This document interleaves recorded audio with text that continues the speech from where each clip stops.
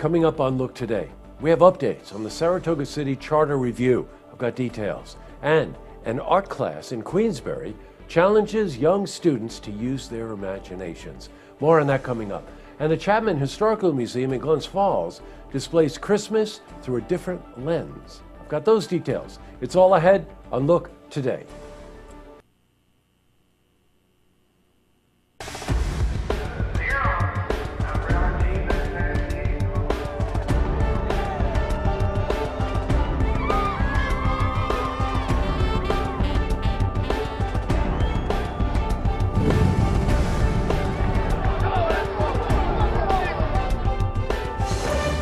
Welcome everyone, I'm Jay Hood Jackson and this is Look Today. Well, in tonight's program, I sit down with Tim Widener. He's the Executive Director of the Chapman Historical Museum in Glens Falls.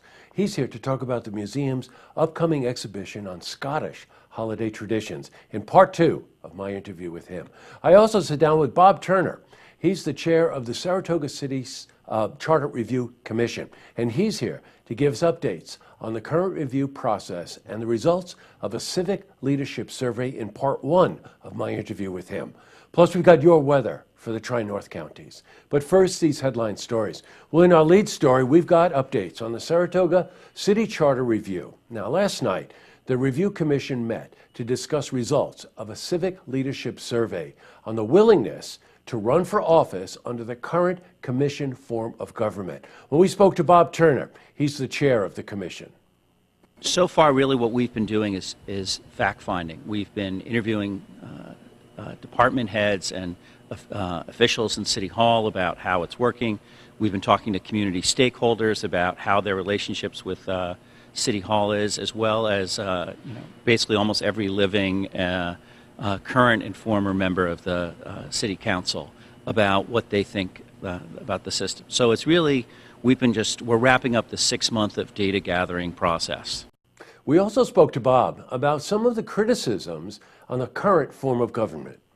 We released the results of a survey of civic leaders in Saratoga Springs about the factors that would affect whether they decided to run or not for City Council. We've heard a lot from people in city government that the quality of government is a function of the quality of the people that can run. And our survey shows pretty conclusively that our commission form of government limits the number and the types of people who can run. Now, I get into this in more detail in an interview with Bob, which is coming up later on in the program.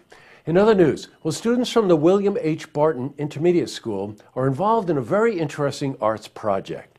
They made 15 chair sculptures out of recycled furniture, and the students repurposed old chairs, some of which, believe it or not, were over 100 years old, and they painted them. Now, you can look at these chairs online at #ChairSpeak, #ChairSpeak. And we spoke to Jen Farley. She's an art teacher and the founder of the project. At the WHBI, we have for years really focused on letting kids know that they can be the change they want to see in the world. It is something that I've taught since I started there 9 years ago, and I've taught in the district for over 22 years. I find that it's very important that no matter how big or small you are, with the use of kindness, charity, and creativity, you can move mountains. What a great project. You know, it challenges kids to use their imagination in a number of different ways. And we spoke to Jen about this as well. I allowed the kids to be thinking about, once we finish the paintings, they need to come up with a story. If the chair could talk, what would it say? They could be incredibly creative. It could be imaginative, it could be realistic, it could be a time in history. And all of the 5th graders have written stories allowing, through personification, a story to be told. And we're not done. The chairs are up for auction online, and the proceeds go to benefit the Tri-County United Way. So we spoke to John Luthringer. He's the principal of the school. We were recognized as a state school of character, so we take our character education very seriously, and we really strive to provide service learning opportunities to give back to our community. And it's great to see projects like this where we can provide students an opportunity to explore how they can support our greater community, including our Tri-County United Way and other organizations. So this is something we work hard on throughout the year in many different curricular areas, and to see it come alive in art and give back to a local community organization such as Tri-County Way is amazing. How'd you like those murals in the background? Weren't they beautiful? I think the kids did those as well. Now, we are also going to talk to Dwayne Vaughn from the Tri-County United Way tomorrow, and we'll give you more details on this story. All right, switching from news to weather. Today saw warmer temperatures rising into the 40s. Let's see how the rest of the week is shaping up. For a more detailed look at our weather, we're going to head to the Glens Falls Weather Center for a look at your first forecast.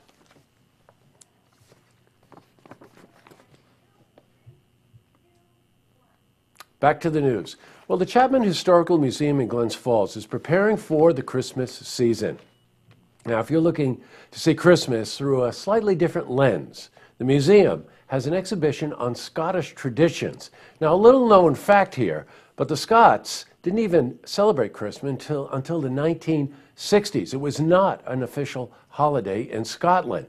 So we spoke to Tim Widener. He's the executive director of the museum about this. Coming up on Sunday, we have what we're calling a Scottish holiday event, for want of a better term. Sunday afternoon from noon to 4, we are going to have the museum open for the public. And that afternoon, we have some young people that will be performing some vignettes that are based on the theme of our holiday tour this year at the museum.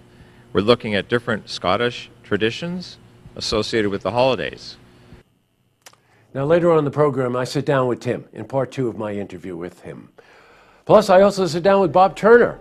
He's the chair of the Saratoga Springs City Charter Review Commission. He's here to give us updates on the current review process and the results of a civic leadership survey. Good interview.